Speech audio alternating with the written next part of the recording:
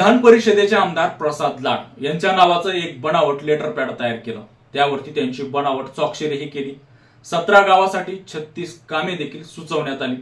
या 36 कामासाठी जवळपास 3,36,00,000 रुपये लागत असल्याचं देखील सुचवण्यात आलं।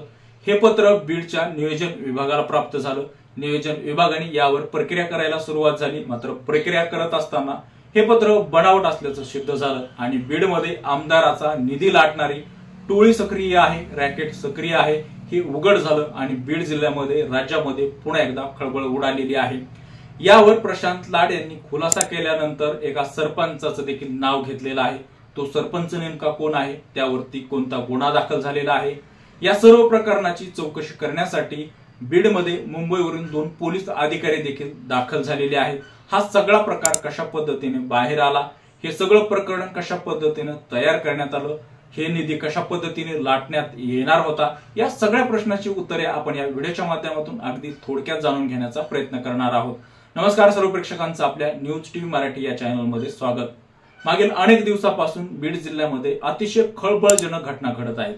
या घटनेमुळे राज्यामध्ये बीड जिल्ह्याचं नाव चर्चेला असतानाच आता हे आमदाराचा निधी लाटणारी टोळी सक्रिय असल्याचं बीडमध्ये पुन्हा एकदा उघड झाल्यानं खळबळ उडालेली आहे। रत्नागिरीचे प्रसाद लाड हे व्यक्ती आमदार आहेत। त्यांचा निधी राज्यात कुठल्याही जिल्ह्यामध्ये खर्च करता येऊ शकतो। याच गोष्टीचा फायदा घेत बीडमध्ये आमदाराचा निधी लाटणारी जी सक्रिय टोळी आहे त्यांनी गैरफायदा घ्यायला सुरुवात केली आणि प्रसाद लाड यांच्या नावाचं एक लेटर पॅड तयार केलं।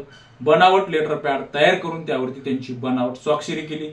17 गावासाठी जवळपास 36 कामे सुचवली। 36 कामासाठी 3,36,00,000, प्रत्येक गावासाठी 10 लाख रुपये सुचवले।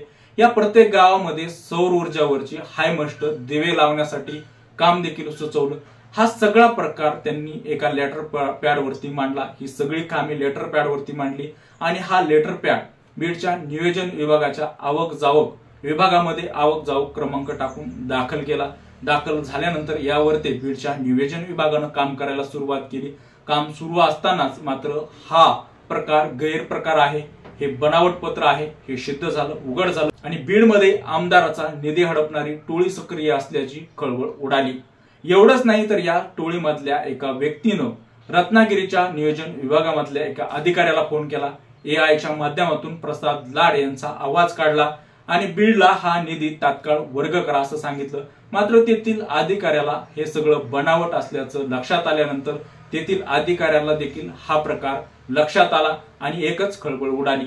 या सगळ्या प्रकारामध्ये बीड, गेवराई, वडवणी आणि बीड तालुक्याचा समावेश आहे। त्यामुळे बीड जिल्ह्यातल्या या 3 तालुक्यामधल्या अनेक गावाचा म्हणजे 17 गावाचा यामध्ये समावेश करण्यात आलेला आहे। या 17 गावासाठी निधी पाहिजे होता असं सांगण्यात आलेलं आहे।